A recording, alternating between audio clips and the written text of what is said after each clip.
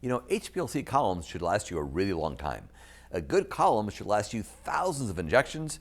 I've got some 15-year-old HPLC columns sitting in my lab that we still use that work great. So really the question is, what damages a column? What makes a column not last for years? And one of the key things is the pH.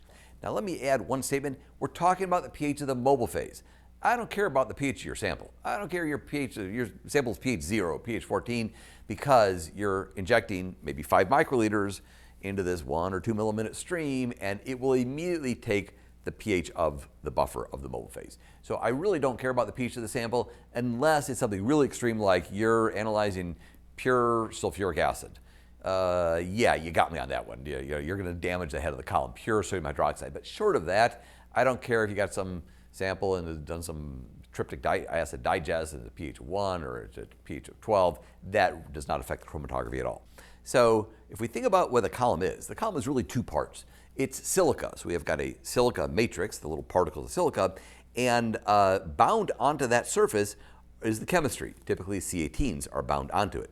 So my easy answer for pH is if you stay within the range of pH 2 to pH 7, every HPLC column in the world will be happy and will last a really long time. So don't go below pH 2, don't go above pH 7.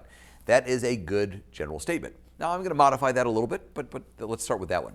So first question, what's the deal with pH 2? If you go below pH 2, you accelerate the rate of hydrolysis. So you've got a bunch of C18s hanging on there. They're doing all of your separations, and at low pH, you chop off the C18 and it floats away and goes through the detector and you never get it back.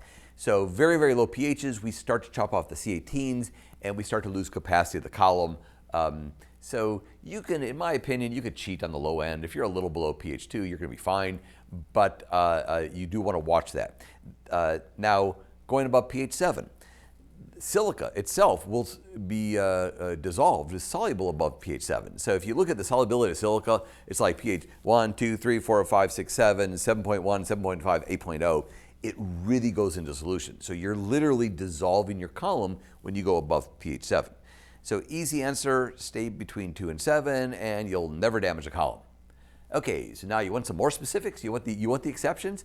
So knowing this, there's some great column companies out there. The MacMod folks have been working with the chemistries to improve them in order to get them to handle high pHs and low pHs. So if you think you need to work in the extreme pH world, there are some reverse phase columns that can work up in the range of the pH 10 range. Now, to work up there, you got to be really careful. You got to limit the types of solvents, the types of buffers, the temperatures, and so forth. But yes, you can maintain a column stability at pH 10. And what they've done is they've taken the silica, and I say they've encapsulated it, and I've been corrected, that's not the right term, but they put so many C18s on it that there's no place for the basic attack. And that's the sort of to be the easy explanation of the theory behind it. So there are a couple of columns out there that'll go up to pH 10. I personally don't like working up there. Even with the high pH capability, I would rather be at low pH, and check out one of my HPLC method development videos and I'll give you the specifics on why that's the case. But there are some columns out there that'll take you up to pH 10. The reason why I don't like to lead with that is if you run pH 10 on most of the columns in the world, you'll destroy it within an hour. There goes your $1,000 column. It's out the window because you ran to pH too high. The same statement on the low end. There are some columns out there that are spec'd down to pH 1. They're great, they're wonderful. So if you had the need to work down there are some columns that are spec'd on the lower end. There are polymer-based columns that are literally pH 0 to 14. They're interesting, but I like them for ion exchange chromatography, but not a big fan of using them for reverse phase stuff just because of efficiency problems. So that's my story of pH. pH is really important because if you're outside of that pH range of 2 to 7, you're going to really damage, if not destroy, your column.